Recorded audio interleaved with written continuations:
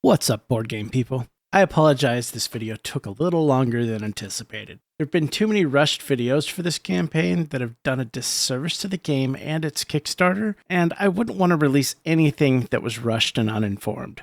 Today we're going to take a more in-depth look at what all has been added to this campaign since its launch. This campaign has grown massively, and to be honest, it has at times been overly complicated to figure out what all the updates mean and where they're adding value and content. Hopefully this video will help break down the content additions into understandable chunks. I really think they would have had a better initial turnout for the campaign if they just presented everything up front in an organized way, instead of drip feeding us content over weeks. Thankfully, they've better organized the campaign page to make it substantially easier to see what's included with the core and with the expansions. The funding total now is growing steadily, and hopefully we'll soon reach that mythical goal of standee and miniature parity. As always, any opinions presented are my own. I don't work for Into the Unknown, and I'm not special enough to be graced by their prototype. So, all the information in this video is gleaned from the campaign page and its updates. If I make a mistake or we disagree on something, let me know in the comments. I'm told I'm only human, and I know I make mistakes all the time.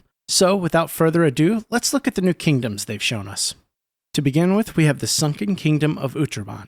Cursed by the first sins, some people are pulled beneath the ground, never to be heard from again. Others spew mud from the insides, becoming wild and turned to primitive creatures. This kingdom, raised from the sea, is returned to it just as violently. Included with this kingdom, the core receives a whole slew of map cards, including a new size, the double long card. These kingdom cards also work a little differently than the Principality of Stone. Instead of clue information on the cards, you'll get a hint of what it might contain on the back of the card, including a new clue type, a grail. You'll encounter tight passages, cards being drowned in the sea of mud, and roadless wastelands. Over 100 new encounters are added for this kingdom. New Sunken Kingdom secret quests, new mechanics including quicksand, poison, and primal devolution, new conditions and condition cards such as drowning and poisoned, new gear and support equipment to help you survive, new monster variants, a new early game mob, the first men of the ruins. This includes 6 standees, an enemy sheet, new standard size cards, 4 gear cards, 2 exploration cards, 3 rune trap tiles, 3 ambush markers, and rules for exhibition and boss clash. The addition of this kingdom also adds expansion of the Knights quest lines, integrating the new kingdom into the stories and adding enemies, locations, and other character rewards. The 10,000 Succulent Fears expansion gets an upgrade too, adding in the Schwarzreich and the Ancestor Ruins subkingdoms. Subkingdoms are dungeon-like, tight, cramped, and full of rewards for those brave enough to tempt the depths. It also gains the Bogwitch Vassal monster with a 60mm miniature, an enemy sheet, new standard size cards, 6 gear cards, 1 exploration card, 3 rotting stump tiles, 4 mud curse markers, and rules for both exhibition clash and boss clash. The Bogwitch disguises itself as a rotting stump and can cast a mud curse and other long-range spells to drown your knights. The next kingdom is the Barony of Bountiful Harvest. The barony was once called the granary of the known world, and rightly so. The curse of the bloom came inconspicuously in the first years. It was even seen as a boon. Everything grew greener, larger, riper. Once people became sick, it was far too late. Everyone was tainted. Their bodies started to sprout flowers, and they died in agony, fertilizing the earth and releasing the accursed pollen. The Barony of Bountiful Harvest Kingdoms expansion is the largest yet, offering 50 kingdom cards, a sub-kingdom of the Tyrannous Undergrowth that combines for more than 70 kingdom cards with new delve traversal mechanics, new quest types, shortcuts, fungal tunnels, and an exploration deck of over 30 cards. A new kingdom book filled with kingdom encounters, a new 20-hour Kingdom Secrets campaign, and the Conservatory, a new dungeon to cap it off. This expansion also contains Knight Delphine, the Grim Gardener, on a revenge quest to kill her father who found a fountain of youth deep in the barony. She has her own 25 to 30 hour campaign, new gear, new art cards, new skill cards, a knight sheet, a knight tracker, new co-op tokens, new tiles, and new combat styles. She is accompanied by her true solo Squire, Francois. This new kingdom comes complete with new rules including blooming, entangle, flowerizing attacks, and weapons, pollen charms, and more. We're getting 6 new enemies, 2 mobs of the rivaling aristocracies Bloom and Gloom, 2 new vassals, an honorable knight, and a devious inquisitor. The King in Bloom, the Ripened Devil, over 200 plus AI, BP, and other cards, 6 enemy sheets with new tokens and tiles, a new battle board, 60 new gear cards. Recently, the Mushroom Dragon of the God Cap was unlocked for this expansion as well. He includes a huge dragon miniature, an enemy sheet, 30 plus monster cards, 15 plus gear cards, as well as a special clash. Last is the Red Kingdom of Eshin. The Red Kingdom is a damned place of lost hope, soaked in blood and demon worship, but the Allfather has not forsaken it quite yet, as he has lifted the fog and now sends the brave knights to right the wrongs of the past, to cleanse the kingdom of corruption and to bring his light to all. This kingdom comes to us as an expansion pack, packed to the gills with content.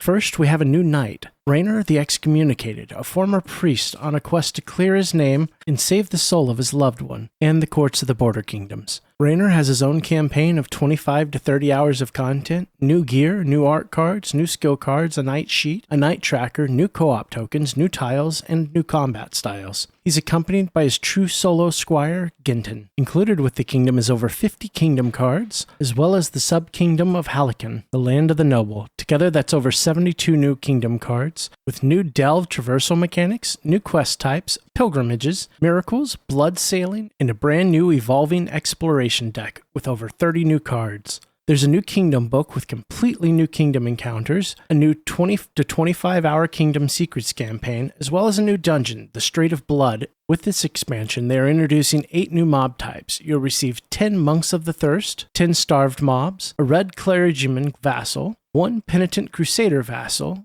an Ichor Pope, 1 Blood-Drenched Devil, and 1 Holy Dragon. That's 26 miniatures and over 250 plus AI, BP, and other cards, as well as 8 enemy sheets, new tokens, and tiles.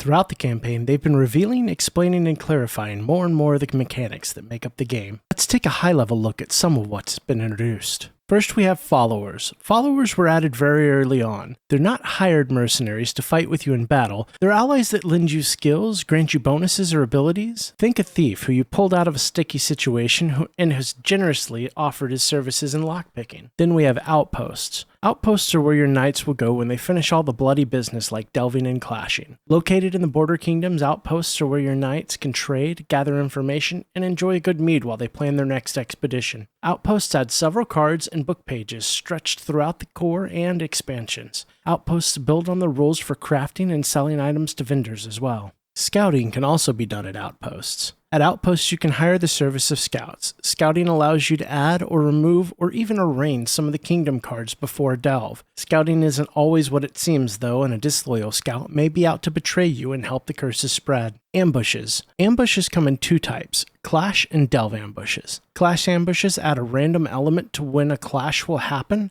and new rules to switch up the enemy types and their levels even more. Delve ambushes break the rules of delves and allow a quick fight to happen during the delve phase. These involve a soul, BP, and AI card and can have an effect on the delve and the clash. They also introduced a hunter mechanic. The hunter mechanic is added to select monsters and allows them to stalk your party on the delve map. There are also wandering monsters. Select monsters in the game appear in non-native kingdoms to allow for many more combinations when delving. The monsters gain additional traits depending on which kingdom they are found in. This introduces monster variants, an example of which would be Panzer Wolves, a rat wolf variant.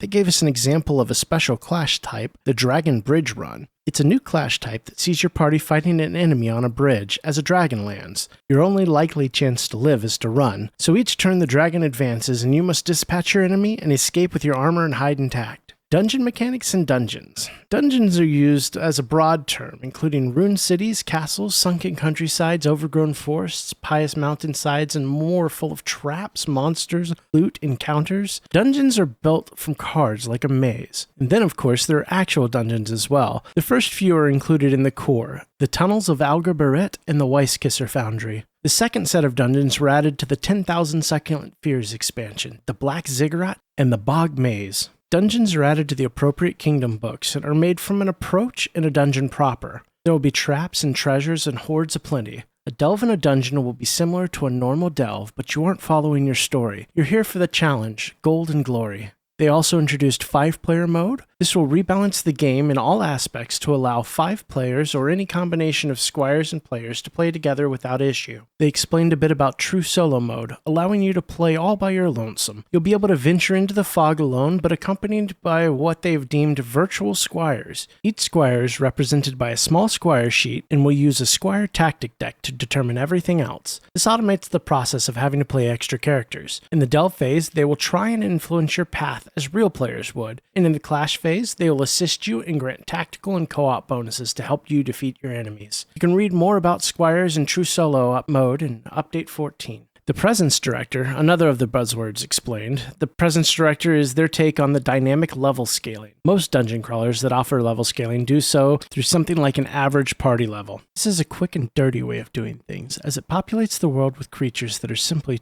too easy for high-level party members and too hard for low-level members. The present system doesn't work like that. Instead, the level scaling happens dynamically per night. In story terms, the presence jumps from creature to creature to constantly engage the most powerful knights. So the weaker knights fight a normal version of the enemy, while the more powerful ones engage the presence-possessed one. You can read more about the Presence Director in Update 16. Story-driven progression. Your night journey starts with your personal quest and campaign. Campaign will lead you through a 10-chapter branching narrative. More will be introduced in the post-game. At the end of each chapter, depending on the outcome, you'll be rewarded with something, be it new ability cards, new heroic or peril arcs, new personal gear, and more. Your story choices will matter and have a lasting effect on your character. You could be offered the choice to lose a limb or refuse and in turn gain a quirk that will follow you through your story. Some progression is outside your control. Things will happen. Your story doesn't stop at the end of Chapter 10 either. Your character will progress well into post-game, where you'll unlock a slew of new customization options to tune your knight to your liking.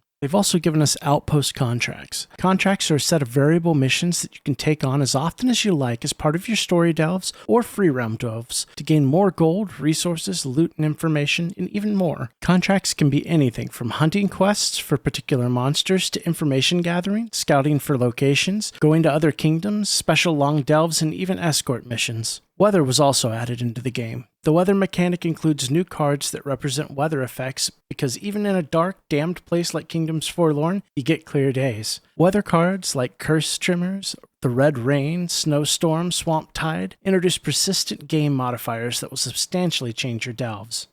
The next biggest chunk of content they've added to the game is the addition of many knights outside those that have come with specific kingdoms. First of our new knights is Sir Joseph the Gallant. He's been added to the game in the Tale of Sir Gallant expansion pack. Gallant's pack is packed with new content, unique progression, a 25 to 30 hour story campaign, 1 knight storage box, 1 Sir Gallant miniature, 1 knight sheet, 1 knight tracker, 25 plus go cards, 12 plus art cards, 12 plus gear cards, a 40-page knight book including a 10 quest branching campaign, a new special rules, and special components such as tiles and markers. Sir Joseph Gallant, though honorable, has a chip on his shoulder. You see, he was, as he often claims, a high-born noble in his homeland, the Commonwealth. However, due to some misunderstanding, he was stripped of his land, title, privileges, and most importantly, his horse. Today, Sir Gallant wanders into the Kingdoms Forlorn to look for a way home. It's been over a century. Surely no one will remember what he's done.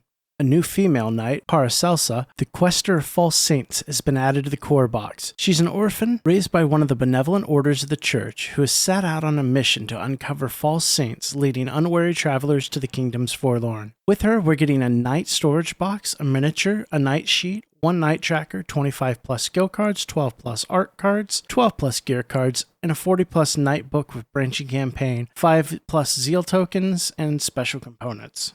Next up is the Knight with No Name, the Absolute Bastard, the Mercenary Knight. A sword for hire that will serve the highest bidder until it suits them, that is. Their allegiance is to the coin and their code only. And the code? Honors for fools. The Knight with No Name is in it for the gold. They will take any job, do whatever it takes, and without consideration for such trivial things as fair play or justice. This Knight expansion includes a 25 to 30 hour campaign, a knight sheet, 1 knight tracker, 25 plus skill cards, 12 plus art cards, 12 plus gear cards, and a 40 plus page knight book and special components. Last, we have Ariana de Volte, Sir Cockatrice, the Knight Duelist. Trial by Combat Champion joins the fray for anyone who purchases the core box. This expansion contains 1 knight storage box, 1 miniature, 1 knight sheet, 1 knight tracker, 25 plus skill cards, 12 plus art cards, 12 plus gear cards, a 40-plus page Knight book with a 25 to 30-hour campaign and special components. Knight stories have been confirmed to allow you to play in any kingdom. Their story may primarily be rooted in a specific kingdom, but they'll need to branch out and travel to others in the course of their stories. They won't be forced to play in any one kingdom. You'll have a degree of freedom in how you want to complete their quests and where you travel.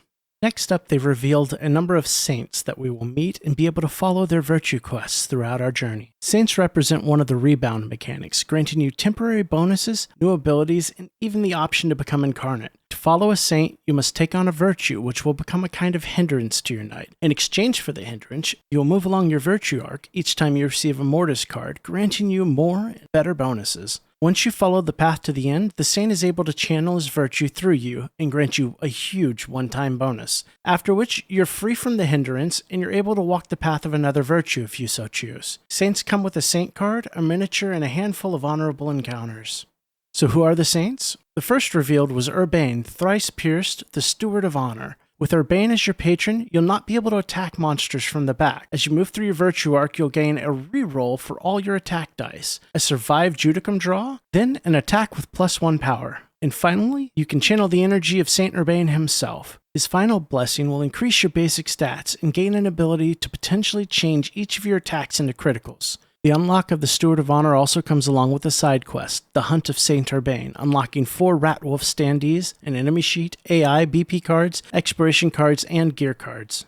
Our next saint is Saint Harmonious of Sewn Lips, the ever-burning Keeper of Knowledge. Saint Harmonious is the patron of knowledge. His virtue will require you to gain extra clues during your delve and force you to act first in the clash round, but in return your basic stats will increase. You can even become ethereal for a while. Included with the Keeper of Knowledge unlock are the additions of 3 Haunts of Utrabant monster mobs. These give us 3 standees, an enemy sheet, new standard size cards, 5 gear cards, 1 exploration card, 1 Ethergust tile, and rules for Exhibition Clash and Boss Clash. Third, we have Saint Lind in waiting. The Martyr of Antiocha is the font of faith. Her virtue will make your game a lot harder by forcing you to not perform D10 dice rerolls. In return, she'll bless you by dramatically increasing your base stats and the odds of surviving the deadly blows you might take. Saint Lind comes with a miniature, a saint card, and a handful of pious encounters. Last, we get Saint Cain, the long sword in the dark, the executioner of justice. Saint Cain is the patron of justice. His virtue makes you unable to turn aside when justice must be served, which can spell a quick and painless death. However, if you are blessed by Saint Cain, you'll become the Blade of Justice. Your basic attack stats will increase dramatically, and you can even perform multiple attacks during a single round.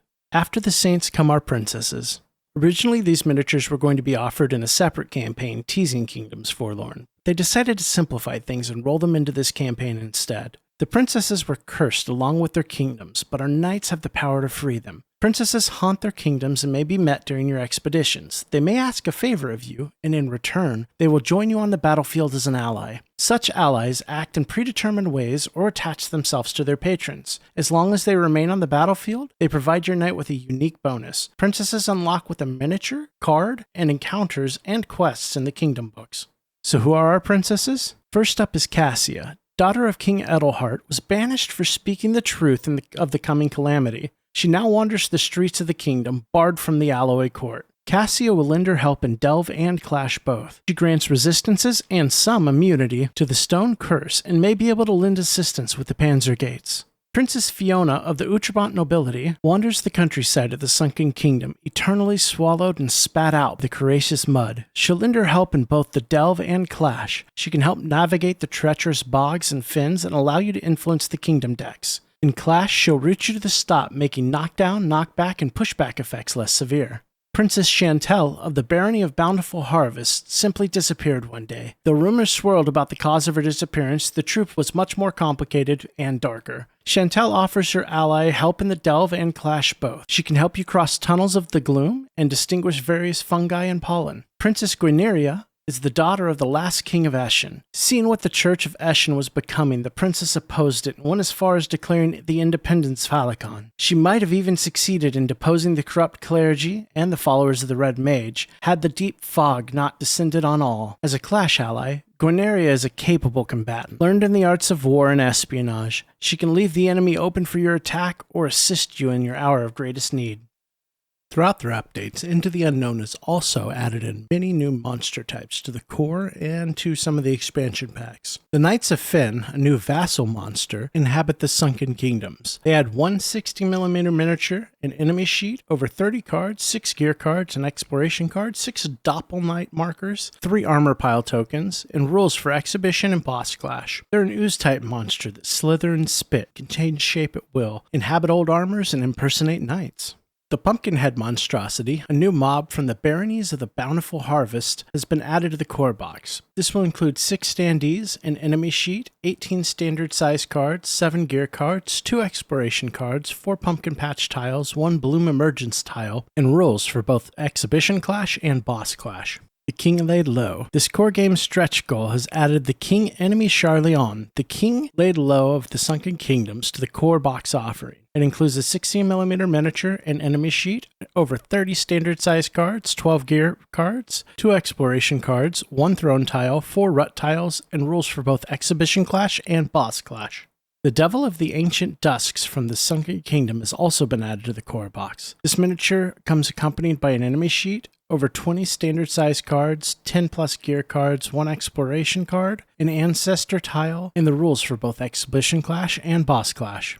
Last, we have 4 Pale Blood Worms that have been added to the core game. Pale Blood Worms are endemic to both the Sunken Kingdom and the Red Kingdom. They include 4 Pale Blood Worms standees, an enemy sheet, 12 new standard size cards, 4 plus gear cards, 2 exploration cards, 1 Pale Burrow tile, 1 Blood Geyser tile, and rules for both exhibition clash and boss clash.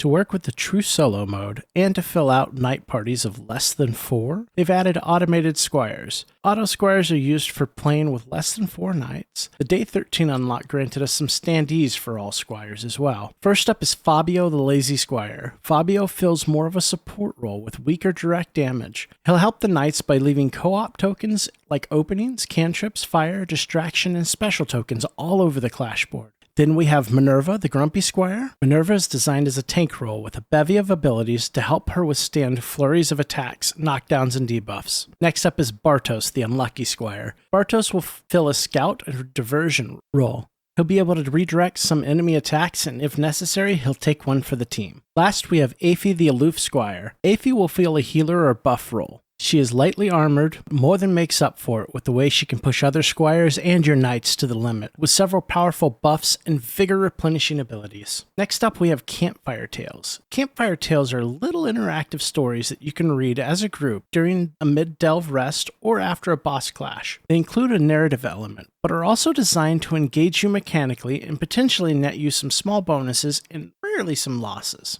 One type of tale is Knightly Boasts. This first tale revolves around our knights trying to one-up each other by weaving tales of their ever-growing exploits and offers a chance to lower the heat or threat level. Knights of Terror revolves around our knights scaring each other with mysterious stories of lost adventurers, haunted castles, and terrors waiting in the deep fog, potentially lowering their curse level and making them more resistant to fear effects. The Contest of Champions has knights engage in various contests of strength, skill, and wit, like wooden beam throwing, card games, and good old-fashioned arm wrestling. Tale of Better Times. This tale simply tells of better times. All past now, but their warmth lingers. They've also added many new components to the core and to the expansions that didn't fit anywhere else in my coverage. The new components consist of the Panzer Bridge, a new clash board layout. The Panzer Bridge guards the way to the King's Castle in the Principality of Stone. Ability cards across the whole project have been upgraded from the Mini American format to standard card format, so they're getting bigger and easier to read ability cards. These cards will now be uniquely illustrated as well. All exploration cards have been upgraded to unique illustrations. The Belly of the Beast clash board was added to the 10,000 Succulent Fears expansion for clashes that happen inside this enormous dragon. This unlock also includes a new clash type, Devoured Clash, which will see you navigating caustic acid or trying to escape before you're consumed. Plastic rings have also been added with numbers for the miniatures and standee bases that will come in the core box.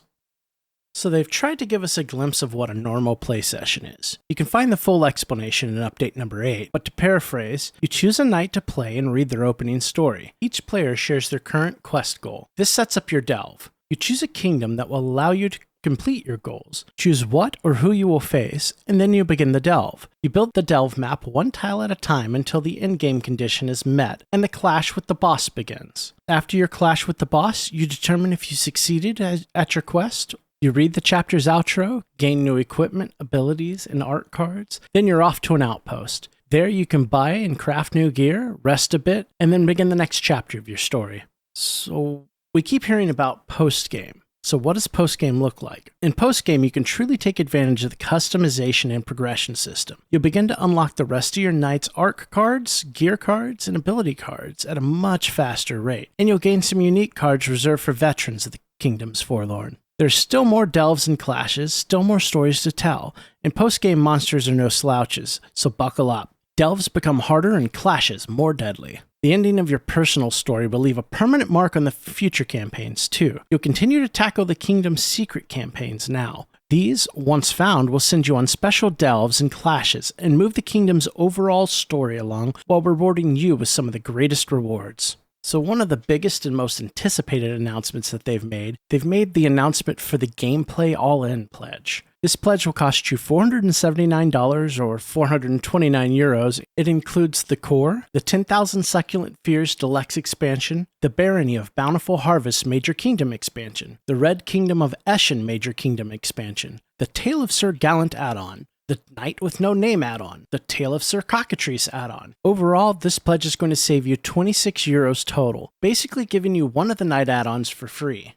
So I know this has been a long video, and I've only grazed the surface of what's been announced and discussed. If you're looking for even more in-depth info, check out the demo rulebook and the demo story and night books, or if you want an even better feel for how the game is played, hop on Tabletop Simulator and check out the demo there. I can't express how excited I am for this campaign. After seeing the recent excellent update on the progress of Aeon's Trespass Odyssey, I'm even more confident in that answer. I only wish it wasn't going to be 2 years until delivery. I think they're wise in giving themselves that much time, though. They have a lot to wrangle here. They need to make sure every system they've introduced works well with each other. They also need to make sure that their innovative balancing is just that, innovative and effective. So, do I think the value's here? Resoundingly, yes. The core is worth every penny, and if you want to flesh it out completely, grab the 10,000 Succulent Fears expansion. Right there, you have so much content you'll be hard-pressed to explore everything within a year. Now, is the all-in worth it? The price, to me, wasn't that surprising. I had accounted for it, and perhaps even a little more. The price is fair and worth it if you think you'll play Kingdoms Forlorn that much. What we've seen here with the individual night stories, the Kingdom Secrets campaign, and everything else adds up to 300 to 400 hours of content, and even that may still grow. I've played at least that much Kingdom Death, and I'm almost certain I'll get my money's worth here. Your mileage may vary. If you don't think you'll play that much, grab the core and maybe one X pack, play that, and if you like it, get everything else you'd like. It's important to note that what I've listed here isn't the end of what we're getting. There's still 5 days left in this campaign, and I'm going to say it now. We'll certainly see them hit the 1 million euros mark, and we'll be getting the miniature parody for standees. The Frog Dragon is just on the horizon and may have landed before I even finish editing this video, and they still have been teasing that special something that's pulling the strings behind the scenes. You see, this is Kingdoms Forlorn, dragons, devils, and kings. We sure haven't heard much about the devils yet. I can't wait. So what else do you think we'll be seeing in the upcoming days? What are you hoping for? Let me know in the comments. Thank you for watching this far. If you like this kind of content, please consider subscribing and helping us grow, or leave us a like. That helps too. Have a good one, and play something fun tonight.